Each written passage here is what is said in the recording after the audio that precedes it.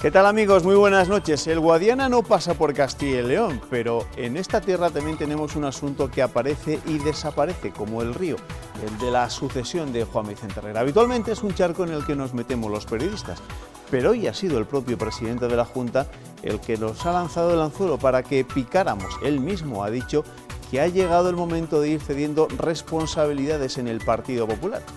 Y claro, hemos picado. El Congreso Regional que el PP tendrá que celebrar antes de Semana Santa debe ser ya un revulsivo de ideas y personas pensando en 2019.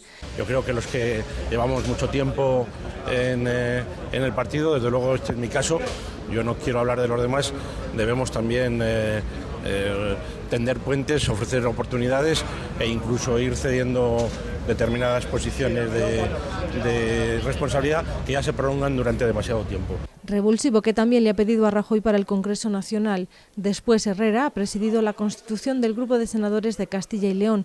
Les ha dicho que no se trata de ser un lobby, pero sí de representar los intereses de Castilla y León en debates como el de la financiación autonómica, pero también la energía. Habrá que darle una respuesta y una dimensión y una presencia en ese mapa energético español del siglo XXI a lo que pueda quedar del carbón, desde luego a las térmicas, que no podemos permitirnos el lujo de que se cierren. Las infraestructuras. Pero todavía tenemos hermanos pequeños un poco abandonados de ese esfuerzo que España ha hecho en los últimos 15-20 años en materia de infraestructuras. El noroeste en conjunto, pero hay que culminarlo. O los servicios esenciales. Hay que remediar las consecuencias nefastas que la tasa de reposición cero ha tenido en ámbitos como la sanidad y como la educación. Para terminar, les ha pedido sentido del deber, trabajo y coordinación, que sean figuras políticas de primer orden en la comunidad. El futuro de Herrera se decidirá en un congreso regional que lo más probable es que se celebre en marzo, después del nacional que se celebrará definitivamente los días 10, 11 y 12 de febrero. Y en esos congresos autonómicos se pondrán en marcha los mecanismos que se aprueben en un cónclave nacional donde se renovará el proyecto ideológico y se actualizará el funcionamiento interno del partido.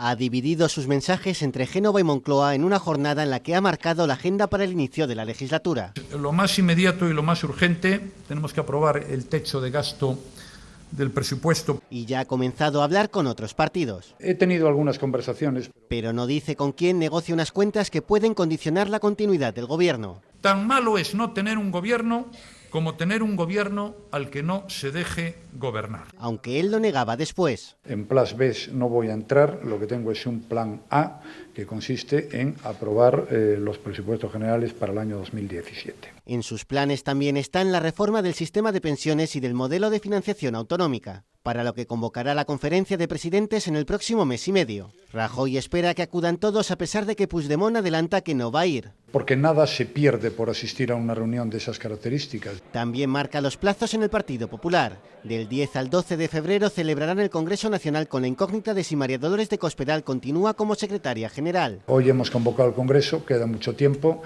Elude despejar las dudas sobre una cita que organizará Luisa Fernanda Rudi, ayudada entre otros por Alfonso Fernández Mañueco, y en la que el PP de Castilla y León se encargará de la ponencia de educación. Las declaraciones de Juan Vicente Herrera que escuchábamos antes también han merecido la atención del secretario general del PSOE en nuestra comunidad. Al término de la reunión de la Ejecutiva Regional del partido, Luis Tudanca ha señalado que esas palabras de Herrera le suenan a un cuento que ya ha escuchado más veces. Es que lleva tanto tiempo jugando al despiste con su futuro como si eso fuera lo que le preocupa a los castellanos y leoneses, que sinceramente ha llegado un momento que como en el cuento del lobo ya nadie le escuche, nadie le hace caso. A mí no me interesa cuándo se va a ir el señor Herrera, me preocupa que cuando se vaya va a dejar la comunidad autónoma igual o peor que cuando se la encontró. Luis Tudanca, que hoy ha vuelto a insistir en la necesidad de que su partido celebre cuanto antes un congreso y que consulte a la militancia. A la espera de esa cita, en el PSOE siguen en su intento de coser heridas y este lunes el presidente de la gestora, Javier Fernández, se ha reunido con el primer secretario del Partido Socialista Catalán, con Miquel Iceta. De momento se han dado 2 meses para resolver su crisis. Los dos están de acuerdo en seguir juntos, lo que tendrán que aclarar es en qué condiciones. Casi 2 horas de reunión han dejado un deseo claro. Queremos seguir caminando juntos, teniendo un proyecto político compartido. El PSC y el PSOE siguen teniendo una estrechísima vinculación. Pero igual hay que cambiar las cláusulas del matrimonio, porque algo en el último Comité Federal hizo tambalear los cimientos de la relación. No puede ser que se venga a un órgano como el Comité Federal, se vote una cosa y como el resultado no me gusta, no lo acato y me vuelvo a Cataluña y hago otro Comité Federal. No respetar la decisión democrática de un órgano en el que se participa. Y eso no es que sea ni bueno, ni malo, ni regular, es que es antidemocrático y sobre todo no es serio. Motivo por el que quizá a partir de ahora el PSC deje de tener derecho a voto o disminuya la participación, pero todo esto lo decidirán los expertos de ambos partidos, que tendrán que solucionar otro conflicto. Hay otro problema que tiene un carácter ya político. Discrepancias políticas sobre el modelo territorial. Desde el PSOE a veces se considera que los mensajes que emite el PSC van un poco más allá o que no están perfectamente contenidos en la propuesta de Granada. El grupo de trabajo tendrá unos 2 meses para revisar esta relación, pero no serán ellos los que decidan qué hacer con los miembros de la directiva del grupo en el Congreso que incumplieron la disciplina de voto. Sobre ellos dictaminará la comisión gestora en los próximos días. Hoy Juan Vicente Herrera nos ha dicho que cree que ha llegado el momento de ir cediendo posiciones de responsabilidad en el PP. El pasado jueves, el secretario general de Comisiones Obreras en Castilla y León anunció que el 3 de junio deja el cargo. Lo deja porque así lo establecen los estatutos del sindicato. Ángel Hernández, ¿qué tal? Bienvenido, muy buenas noches. Hola, buenas noches. Oiga, antes de preguntarle de lo suyo, ¿por qué es noticia de hoy? ¿A usted a qué le suena lo que ha dicho hoy Juan Vicente Herrera? Bueno, parece que en el Congreso del Partido Popular de Castilla y León él tenía previsto no volver a presentarse en la reelección y por lo que ahora he escuchado aquí, porque tampoco he leído esas declaraciones, parece que va en esa línea. Bueno, en todo caso, él sigue siendo el presidente de la comunidad hasta unas próximas elecciones. Se lo digo porque estas cosas son habituales. Ya saben que en esta comunidad, cada vez que surge alguna posibilidad de hablar del futuro de Juan Vicente Herrera, enseguida abrimos un debate. Pero del futuro de Juan Vicente Herrera, que yo conozca, se viene hablando desde hace muchísimos años, ¿no? Y hasta ahora, pues aquí está, ¿no? Entonces, bueno, con todo el respeto a las decisiones que tienen que tomar otras organizaciones y el propio presidente de la comunidad, bueno, pues esa es una decisión de ellos y yo ahí no voy a entrar ni a entrar ni a salir. Veremos en qué terminan estas palabras de esta mañana de Juan Vicente Herrera, de las que por supuesto hablaremos en nuestro tiempo de tertulia. El que sí que se va usted es sí o sí el 3 de junio, pero eso sí dijo el pasado jueves, cuando lo denunciaba, que ahora sabe más que nunca. Y eso sí, que va a ser un auténtico jarrón chino, de esos que no se van a meter en camisa de once varas y va a empezar a molestar. ¿No es un poco contraproducente el hecho de decir que ahora sé más que nunca, pero que se prescinda de alguien con esa sabiduría? No, las cosas en la vida son así, ¿no? Es decir, hoy tengo más conocimiento y más experiencia que cuando entré de secretario general, por razones obvias, porque claro, si después de 14 años hoy supiera menos que cuando entré, pues es de nota, ¿verdad? Y entonces, pues efectivamente hoy tengo mucha más experiencia y mucho más conocimiento de lo que tenía en abril del año 2013.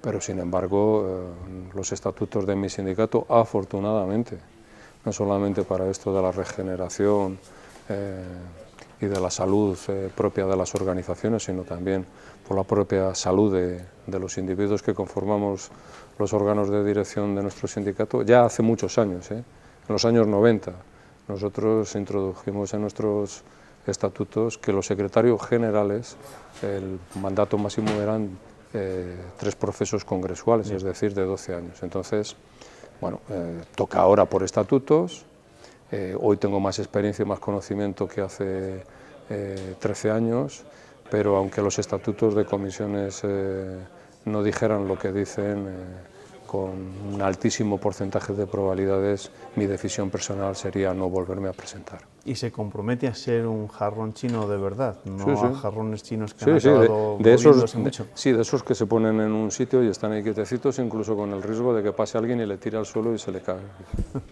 ¿No tiene delfines, heredero? No, yo tengo opiniones, ¿no?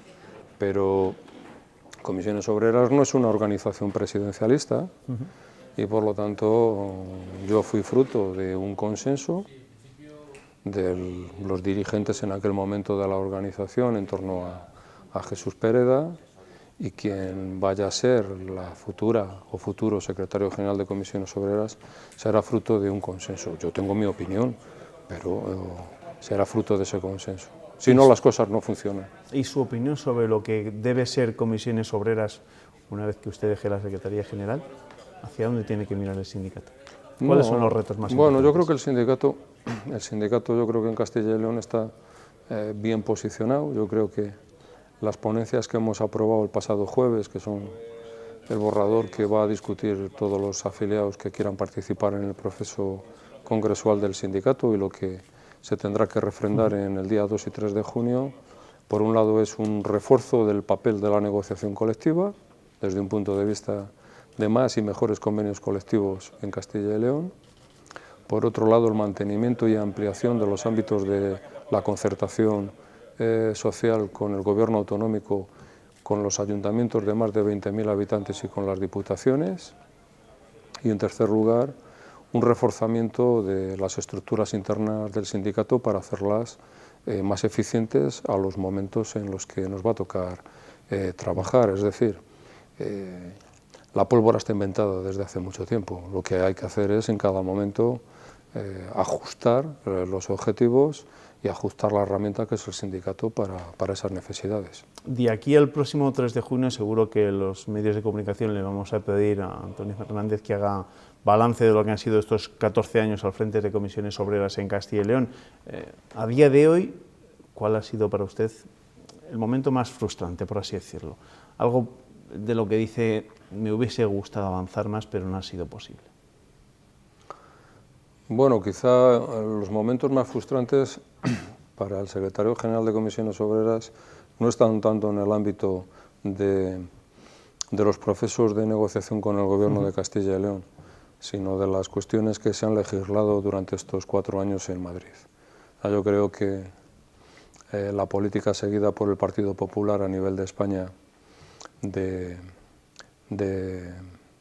segar cualquier atisbo de diálogo social con todos aquellos agentes, no solamente agentes sociales, sino incluso dentro del propio Parlamento, y utilizar la mayoría absoluta como la vía más rápida para la consecución de los objetivos marcados por las políticas externas de la Unión Europea a este país, a mí me parece que ha sido lo más frustrante, no para mí o para mi organización, sino creo que para el conjunto de la ciudadanía. Porque si algo hemos demostrado en Castilla y León es que es posible convivir, es posible negociar, es posible concertar con racionalidad en tiempos duros. Por eso le quiero preguntar, porque aquí el diálogo social sí que ha funcionado y lleva años funcionando. Lo que habría que preguntar es por qué aquí sí y en otros sitios no. Bueno, pues yo le puedo asegurar que mis compañeros en el resto de las comunidades autónomas y el secretario general de mi confederación tienen la misma opinión y la misma voluntad que yo. Por lo tanto, habrá que preguntárselo a los otros 16 presidentes de comunidad y al presidente del gobierno de este país. ¿Por qué no han hecho lo que se ha hecho aquí? Y con la experiencia que ha acumulado, ¿usted cree qué pasos se deberían dar a partir de ahora en ese diálogo social en nuestra comunidad? Con mantenerlo no sería poco. Y a partir de ahí, lo digo porque evidentemente en la Junta de Castilla y León, más pronto que tarde, tendrá que haber una nueva persona, ¿no? Pues no lo digo yo, lo digo porque el propio Juan Vicente Herrera ha dicho que este iba a ser su último, tenía la voluntad de que este fuera su último mandato electoral, ¿no? Entonces, bueno, vamos a ver quién es la persona que va a ser el futuro presidente del gobierno de Castilla y León, no necesariamente del Partido Popular, ¿verdad? Pero claro, por lo tanto esa ya es una primera incógnita. Pero desde el punto de vista de Comisiones Obreras, y me atrevería también a opinar de la dirección de la Unión General de Trabajadores a nivel de Castilla y León, no sería menos no retroceder. Pero por su anterior respuesta, evidentemente el éxito del diálogo social depende más de las personas que de las asociaciones, ¿no? Que de los partidos, por así decirlo. Bueno, yo lo que le puedo decir es que la voluntad de política sindical de comisiones obreras es igual por Ignacio Fernández Toso que por mí. El problema es que si en unos sitios no te cierran la puerta, no hay voluntad de negociar nada, todo se soluciona con votaciones en mayoría absoluta en el Parlamento, pues es imposible, ¿no? O sea, dos no se entienden si uno no quiere, ¿no? En Castilla y León nos entendemos porque parece ser que al menos mostramos la voluntad, el Gobierno, los sindicatos y la patronal, de intentar acordar. De hecho, en este país, un mes después de que el señor Rajoy llegara al Palacio de la Moncloa, COE, UGT y comisiones llegamos a un acuerdo de articulación de la negociación colectiva, de la negociación de la flexibilidad interna en las empresas, etcétera, etcétera, y aquel acuerdo que estaba hecho por empresarios, las dos mayores organizaciones, la respuesta que tuvo por parte del Gobierno de la Nación, en vez de coger las cosas que ahí había y llevarlas a la legislación, fue hacer una reforma laboral, que aquí es donde estamos. Por lo tanto, en fin, yo sinceramente creo que en este país el diálogo social se ha abolido por parte del Gobierno de la Nación porque no era útil para los objetivos que marcaba Europa. Y tal y como están las cosas en estos momentos con el Gobierno, con los apoyos que tiene, que son los que tiene en el Parlamento Nacional, ¿es más fácil recuperar o va a ser más fácil recuperar ese diálogo social? Teóricamente sí. Ahora, también depende de si el señor Rajoy pone líneas rojas en que todas las cosas que ellos han hecho, eso no se toca, ya me dirá usted qué diálogo social va a haber. ¿Líneas rojas se refiere a la reforma? Pues si la reforma laboral no se toca una coma, la reforma educativa no se toca una coma, la ley Mordaza no se toca una coma, de todas las grandes líneas políticas, la política fiscal que hay en este momento no se toca una coma ni se mueve un número, díganme ustedes de qué podemos hablar. Porque desde luego de palmeros no vamos a ir, ¿verdad? Porque el diálogo social no es ir de palmero. Entonces no sé, también los apoyos que tenga el señor Rajoy en el Parlamento, parece que los que en este momento tiene, que son los de Ciudadanos, con la abstención del Partido Socialista, ¿hasta dónde va a tener ese recorrido? Porque claro, si esas cosas no se van a reformar, que han sido los grandes objetos de la política del Partido Popular de estos últimos 4 años, si eso no se va a tocar, pues no sé de qué vamos a hablar. Yo le quería preguntar por un asunto, y antes hablábamos de temas que han podido generar frustración durante estos últimos años. Ángel Hernández ha sido secretario general de Comisiones Obreras en los últimos 14 años. Claro, esta misma semana, por ejemplo, se cumple el 2º aniversario del incendio de Campofrío. Campofrío va a volver a abrir sus puertas en Burgos dentro de muy pocos días, este mismo mes. Pero no hace mucho tiempo veíamos cómo la UCI cerraba sus puertas en Valladolid. Y eso a pesar de que sindicatos, Junta y diferentes entidades de Castilla y León lucharon para evitar ese cierre. ¿Cómo se puede conseguir que estas cosas no vuelvan a pasar, que la deslocalización no pase por encima de los intereses de los trabajadores y de la propia comunidad? Con leyes que tienen que aprobar los parlamentos. Pero como esas leyes que pueda aportar un parlamento entran contra las leyes de la competitividad de la Unión Europea, del libre mercado, etcétera, etcétera. O sea, que eso trasciende directamente. Vivimos en una sociedad capitalista. O sea, es que lo que no terminamos de entender es que la sociedad capitalista es la UCI. Me voy cuando quiero. Eso no se puede regular, por tanto. Se podría regular, pero hay que regularlo a nivel internacional. Es que es así. Entonces, claro, la pelea que tienen los trabajadores, que tenemos los sindicatos, es una pelea muy dura, ¿verdad? Porque si incluso el presidente de la comunidad ha ido a entrevistarse con el presidente de esta compañía y el resultado que tenemos hasta este momento es este, pues... Pero claro, es la normativa, es la legislación. Es que esto es esto. Es que lo del señor Trump es esto multiplicado por 25, por poner un ejemplo.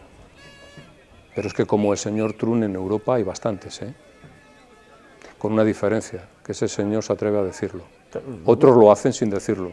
No, le voy a preguntar, ahora que me habla del señor Trump, sí que coincide... Bueno, no sé si es Trump o Trump. Trump o Trump. Bueno, no lo sé. Trump o Trump. Digo que en lo que sí que coinciden es lo de rechazar el Tratado de Libre Comercio de Estados Unidos-Europa. Sí, pero seguramente por cuestiones diferentes. Por cuestiones diferentes, efectivamente. Pues nosotros no tenemos ningún problema, todo lo contrario con los tratados de libre comercio, siempre y cuando esos tratados de libre comercio no impliquen que los estados son organismos subsidiarios de las grandes multinacionales. Y segundo, que los derechos laborales, los derechos sociales, son iguales para los trabajadores de China, que de México, que de Brasil, que de Sudáfrica, que de España y que Alemania.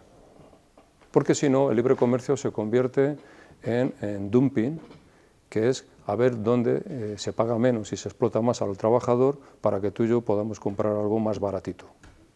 Bueno, pues de trans seguro que tendremos que hablar y mucho durante los próximos meses y años, quién sabe.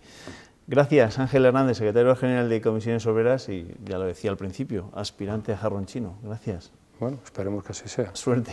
Gracias. Buenas noches. Hasta luego. Gracias. En materia de educación, por cierto, los sindicatos cierran filas para pedir a la Junta mejoras en los sueldos y las condiciones laborales de los profesionales de la enseñanza después de años de recortes. Reclaman compromisos presupuestarios firmes y claros para recuperar al menos los 300 millones de euros que se han reducido desde el inicio de la crisis. Quieren implicar a todos los partidos en un pacto para que el gasto público en educación no vuelva a retroceder.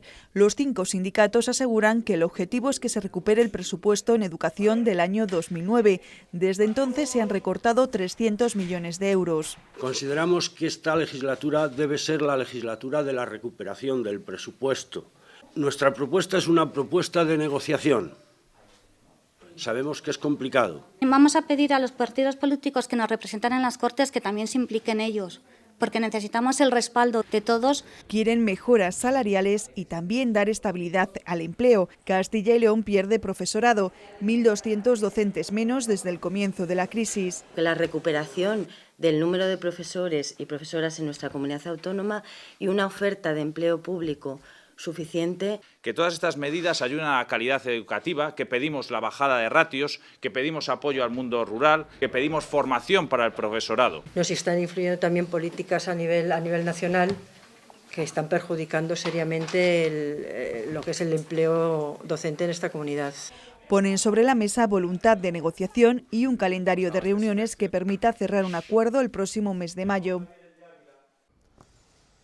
Dentro de unos minutos abordaremos con nuestros tertulianos lo que ha dado de sí este lunes, pero será, como les digo, después de la publicidad. Hasta ahora.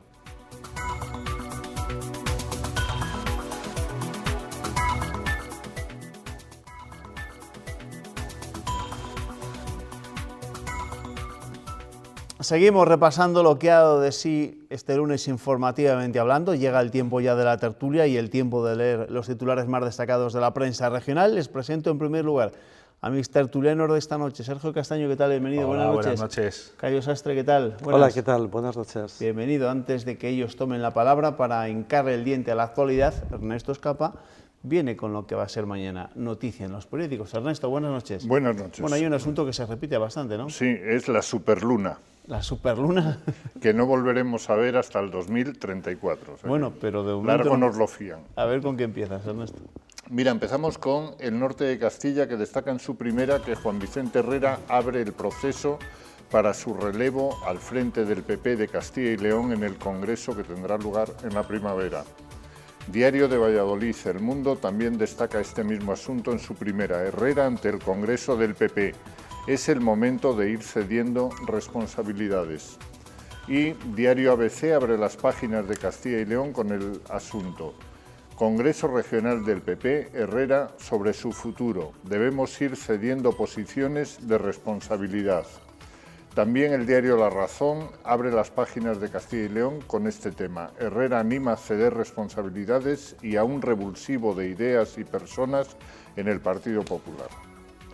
Diario de León destaca en su primera que la Junta dará ayudas a Tabullo del Monte 4 años después del incendio que destruyó su bosque de pinos.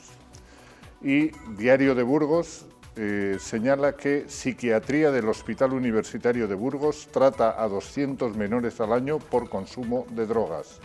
Y también que prácticamente el 100% de los jóvenes que ingresan por una patología concreta consume estupefacientes. Diario de Soria, los robos con violencia en viviendas se disparan en Soria. El Correo de Burgos, la Diputación dispondrá de un 5% más de presupuesto en 2017. Diario Palentino destaca en su primera la presentación en la capital de los vinos de la denominación de origen Arlanza, que presentan los caldos en Palencia para tratar de hacerse un hueco en el mercado. Profeta en su tierra. Y la Nueva Crónica de León destaca la imagen de las primeras catas en la Plaza del Grano de la capital como paso previo a la remodelación. Por último, el Diario de Ávila destaca la imagen de la superluna. Ávila toca la superluna. Bueno, pues la superluna también será protagonista en nuestro informativo. Gracias, Ernesto. Después de leer los titulares, muchos de ellos, ya lo han visto, hacen referencia a lo que ha sido, sin lugar a dudas, una de las noticias del día, esas declaraciones de Juan Vicente Herrera, cuando antes de entrar a la Junta Directiva del Partido Popular ha dicho eso de que va siendo hora, ha llegado el momento de ir cediendo posiciones de responsabilidad en el PP. Y claro, todos hemos entendido, o los periodistas hemos entendido, que Juan Vicente Herrera ya está empezando a pensar en el futuro del partido a nivel regional, en su propio futuro personal. ¿Y vosotros qué entendéis? Porque es verdad que con este asunto tenemos que ser bastante prudentes, porque no es la primera vez que abrimos un melón de estas características. Que y luego nos hemos tenido que comer con lleva patatas. yéndose 8 años. Y ha acaparado tanto poder en el Partido Popular Regional que ahora mismo no se ve ninguna cabeza que pueda sustituir el liderazgo de Herrera, porque si uno analiza los altos cargos tanto en el partido como en la Junta de Castilla y León, se ven muchas caras que llevan años detrás de Herrera, pero no hay ninguno que haya acaparado cierto protagonismo, cierto poder para poder presentarse ahora como un candidato a sustituir al actual presidente. Lo fue quizá Rosa Valdeón, no sé si tanto en el partido como en la Junta de Castilla y León, quizá en el partido no tenía tanto predicamento, pero eso ha quedado de momento aparcado. Y ahora la situación sí que es un poco... Sí, es cierto que nos encontramos personas como Silván, Silvia Clemente, que llevan muchos años en el partido, que podrían tomar el relevo, pero tampoco se han postulado nunca. Y vamos a ver si realmente Herrera se va, y una vez que Herrera deje ¿A ti, Cayo, qué te sugieren estas declaraciones de Juan Vicente Herrera? ¿Qué me sugiere? Bueno, yo creo que es el momento. Yo creo que la situación es ideal. Si miras cómo están el resto de los partidos políticos, es decir, ellos pueden, los del PP en este caso, pueden hacer esto con cierta tranquilidad y no con los problemas que arrastran el Partido Socialista o Podemos a nivel nacional, o otros partidos políticos. Piensan los catalanes, piensa mucha gente, ¿no? Todos ellos están en una posición, tanto Herrera como Rajoy, de hacer estos congresos y de ir renovando las estructuras del partido y las personas. Sí es cierto que lo que dice Sergio, que no hay nadie que aparezca como el delfín de Herrera, te quería entender, pero bueno, estaba Rosa Valdeón, pero en último caso los liderazgos se crean, ¿no? Pero un hecho curioso, por ejemplo, ha habido mucha gente que a lo largo de todos estos años se ha afiliado al Partido Popular, sí. Pero si vemos el organigrama, no hay nadie de menos de 50 años que esté ocupando cargos de relevancia en el partido, y esa gente lo vemos que en el PP Nacional sí que con Pablo Casado o con Andrea Levy están surgiendo, y aquí en Castilla y León siguen siendo los mismos. Y los mismos que llevan, pues desde que Herrera se hizo con el control del partido, siguen estando... Les hay de menos de 50 años. Les hay pocos. Sí. El secretario autonómico, Alfonso Fernández Mañueco, tiene bastante menos de 50 años. Sí. Todavía no ha llegado a los 50 años, evidentemente. En cualquier caso, Ernesto, ¿tú cómo lo ves? Porque, claro, estas declaraciones no se producen, por así decirlo, un día cualquiera, ¿no? Se producen el día que hemos conocido ya las fechas concretas del Congreso Nacional del Partido Popular, que serán el 10, 11 y 12 de febrero, y posteriormente, en principio se supone que en marzo, antes de la Semana Santa, tendrá que celebrarse el Congreso Regional. Y en esos congresos tendrá que haber, no sé si revulsivos, pero sí algún cambio también en la formación. Sí, yo creo que tiene que haber, por una parte, revulsivo de ideas, como señalaba Herrera, y por otra, pues el inevitable relevo de personas que uno debe hacer siempre cuando llega el momento, y el momento es este congreso, porque si no lo haces, te lo hacen. Bueno, veremos el recorrido que tienen esas declaraciones que hacía el presidente de la Junta, la agencia de noticias SICAL, donde hablaba ya abiertamente de que ha llegado el momento de ir cediendo posiciones de responsabilidad en el Partido Popular, y las palabras de Herrera pues se tendrán que interpretar y las seguiremos interpretando durante las próximas tertulias. Ya les digo que hablaba Herrera esta mañana porque ha estado en Madrid, se ha reunido con los senadores del Partido Popular por Castilla y León, la representación más numerosa, el grupo de senadores más numeroso en la Cámara Alta, y después ha habido junta directiva del Partido Popular donde también se ha hablado de ese congreso de febrero, del día 10, 11 y 12 de febrero. ¿Y qué esperáis vosotros de ese congreso nacional? Porque también se ha hablado mucho del tema, ¿no? Y sobre todo hay una incógnita. ¿Seguirá siendo María Dolores de Cospedal secretaria general del partido o no? ¿O es incompatible con un cargo como el que ocupa en estos momentos de ministra de Defensa, un cargo tan institucional, tan de Estado? Bueno, ¿qué preguntas nos planteas, Juanma? No creo ni que ella misma sepa, y teniendo en cuenta... A ella le gustaría. A ella le gustaría, pero teniendo en cuenta cómo funciona Rajoy, ¿no? que es bastante difícil saber lo que piensa, lo hemos visto todos, pues quién sabe si ella va a continuar.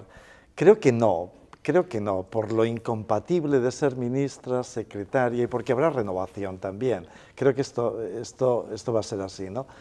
Y insisto con mi idea que he manifestado antes. Yo creo que es una buena situación para Rajoy. Puede hacerlo con cierta tranquilidad.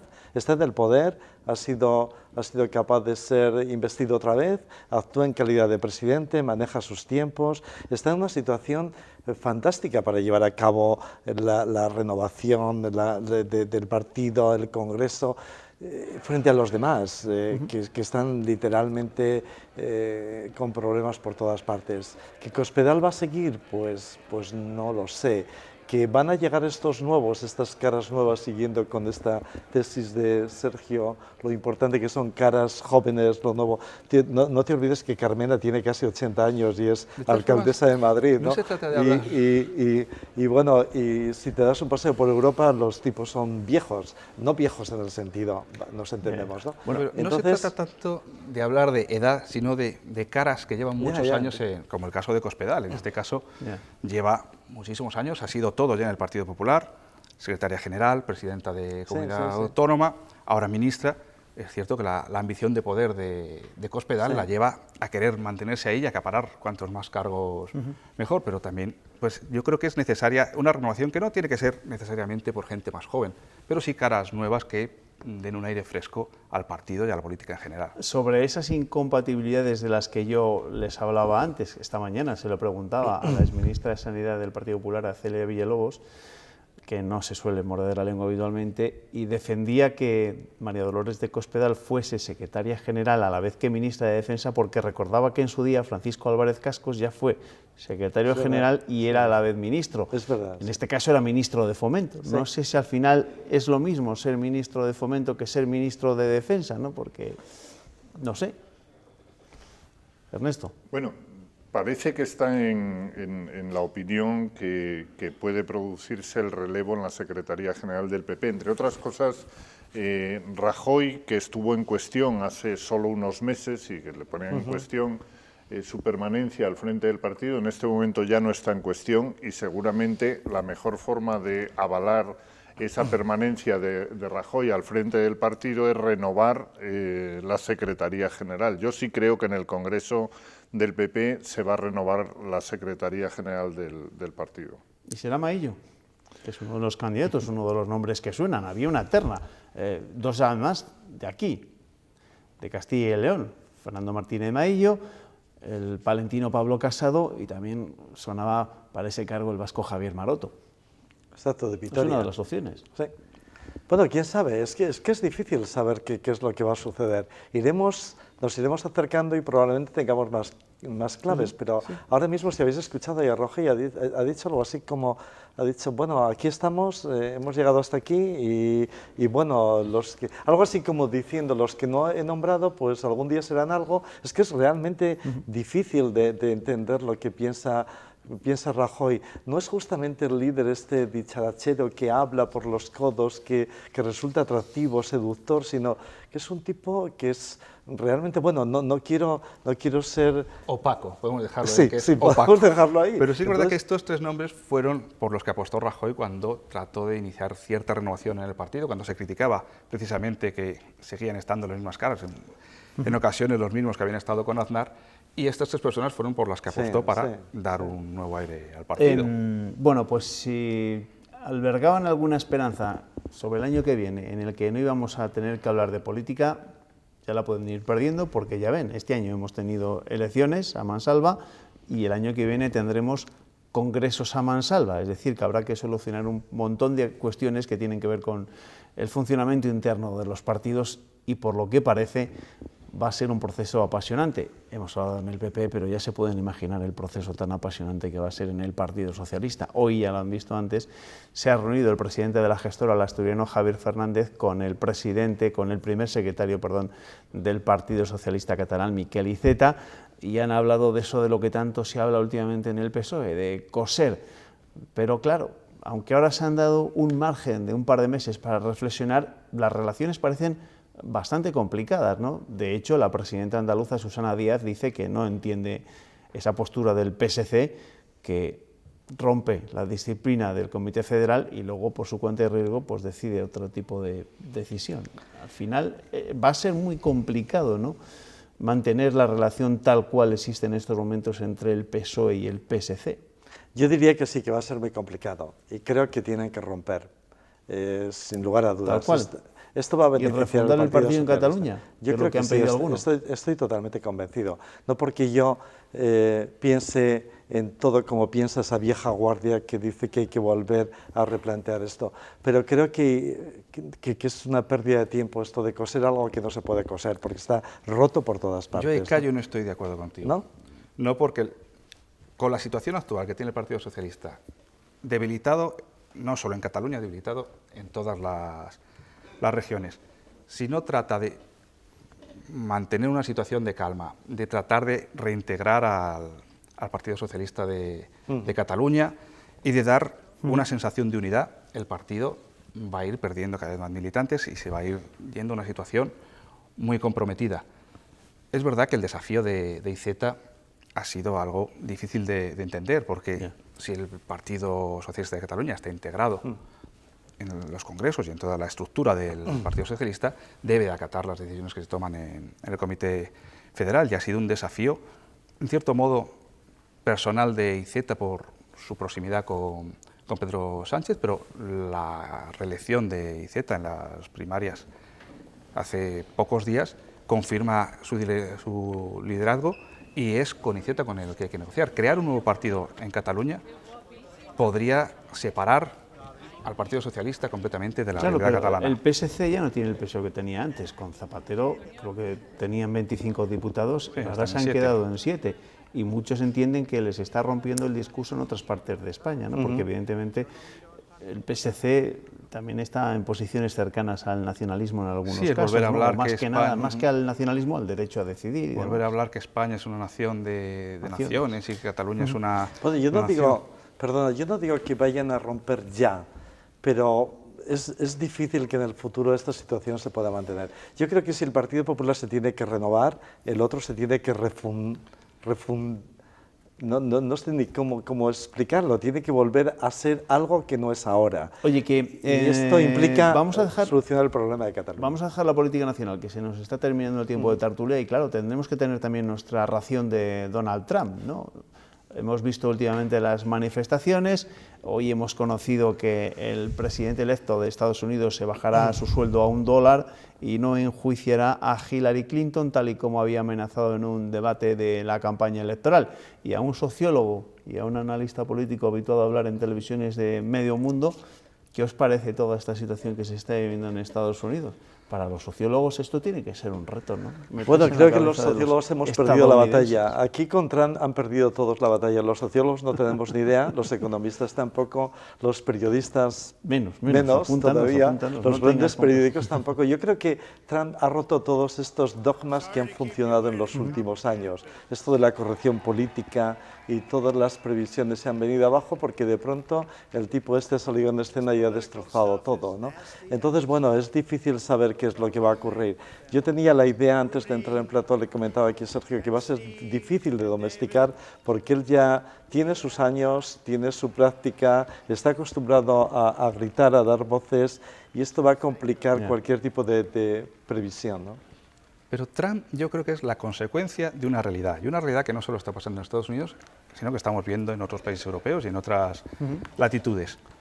Desde la crisis de 2008, la situación económica general del mundo está cambiando y hay muchas familias, que lo veremos en Francia, que sucede en las elecciones de esta primavera, familias que han perdido poder adquisitivo y que comienzan a aceptar un discurso que hasta hace muy poco era rechazado de forma drástica. Decir que se va a construir un muro para evitar que entren inmigrantes, decir que no se va a permitir la entrada de musulmanes a un país. Pero hay mucha gente que, aunque no lo dice de forma pública, sí que se identifica con estos discursos, porque consideran que los culpables de la situación, no podemos decir que los votantes de Trump estén sufriendo la crisis de forma directa, pero sí han perdido cierto poder adquisitivo y consideran que, en parte, la causa de todos estos problemas que están sufriendo es debida a la inmigración y a todo lo que estaba denunciando Donald Trump. Oye, vamos a dejar la política porque ya saben que de estos asuntos nos tendremos que ocupar durante los próximos días. Este lunes, y ahora hablamos de cultura, ha cerrado sus puertas Aqua, la exposición de las edades del hombre que han visitado en Toro más de 241.000 personas. En los 7 meses que ha permanecido abierta la exposición, la ciudad zamorana ha visto incrementarse y de forma significativa tanto el número de turistas como el número de pernoctaciones, testigo que espera recoger en breve la nueva sede, la localidad segoviana de Cuéllar. 241.000 visitantes han pasado por Aqua, una muestra que ha contribuido a incrementar el número de turistas en toda la provincia de Zamora, especialmente en el ámbito rural. Este es el efecto que produce las edades del hombre allá por donde pasa. Se ha vuelto a confirmar como uno de los grandes proyectos culturales de España. Castilla y León se ha convertido en referente cultural y artístico de este gran evento. Esta 21ª edición de las Edades del Hombre, la más importante de nuestro país en este año, con obras de extraordinario valor religioso y artístico. Una muestra que genera gran riqueza económica y volumen de negocio. Durante los meses de verano, la hostelería y restauración llegó a crecer entre un 40 y un 50% y la ocupación hotelera ha estado rozando el 100%. Todo un impacto que ahora se espera se mantenga en el tiempo. La repercusión turística de las edades no se limita al año de celebración, sino que se extenderá sin duda también a los próximos años. La jornada de clausura ha servido también para homenajear a los 2 artistas que exponían en la muestra y que han fallecido durante este tiempo, Florencio Galindo y Agustín Casillas. Las edades del hombre se van de Toro para emprender otra aventura, ahora en la localidad segoviana de Cuéllar. Bueno, una nueva edición de las Edades del Hombre, otro éxito de esta exposición, en este caso en Toro, con esa muestra, con Aqua, y a esperar ahora a Cuéllar. Ahora Cuéllar, que es otro lugar muy próximo al pueblo de Callo, con enorme atractivo, esa villa entre colinas que tiene un aire rodeada del mar de Pinares y tal, que tiene un atractivo increíble y que yo creo que va a ser un enorme éxito también la próxima edición. Cayo, por alusiones, vamos, vas a tener que abrir una casa rural en tu pueblo. Yo estoy muy contento que la exposición esté tan cerca de mi pueblo, que es ese mar de Pinares que bien ha señalado Ernesto. Bueno, pues nada, esperaremos a esa nueva edición de las Edades del Hombre, pero ha sido una suerte que con Aqua hayamos podido conocer más de cerca la ciudad de Toro, en Zamora. Gracias, Sergio, nos vemos. Muchas gracias, Cayo. Gracias, otra, nos vemos. Ernesto, aquí te espero mañana, ¿vale? Hasta mañana. ¿Te vas a ir a ver la Superluna ahora? Sí, claro, es una opción. Hay que aprovecharlo. Por ejemplo, nosotros también nos vamos a despedir mirando a la luna, a esa superluna que nos está deslumbrando. Desde los años 40, desde 1948, no estaba tan cerca de la Tierra. Lo de esta noche es una oportunidad única que no volveremos a disfrutar hasta el 2034. A petición de Frank Sinatra, les llevamos hasta la Luna. Nuestro avión sale desde Madrid con rumbo a Portugal. Allí es 1 hora menos, así que llegamos justo al ocaso. Volamos hasta Alemania y nos quedamos absortos como la diosa Victoria desde la puerta de Brandenburgo. En Grecia, el astro ha encontrado reposo y eso que apenas hemos comenzado el viaje. Cruzamos el charco hasta Estados Unidos y comprobamos que pese al revuelo en la Casa Blanca, ahí sigue ella, poniendo luz cada noche. En este periplo la hemos visto rivalizando con otra dama, practicando funambulismo y buscando ese hueco para captar nuestra atención. Hace 70 años que no la veíamos tan mayúscula, monumental, multiplicando el valor del paisaje y haciendo de fotos auténticas postales. Pero no tenemos por qué irnos tan lejos, así que les traemos de vuelta a casa. Aquí también hemos contemplado esta superluna, mejor dicho, lo han hecho ustedes. La han cazado a ras de alambrada y al vuelo. Nos la han enviado en su estado original y además versionada. Hasta aquí nuestro viaje. Les pedimos por favor que no guarden la cámara todavía. Esta noche nuestro astro seguirá posando para más fotos.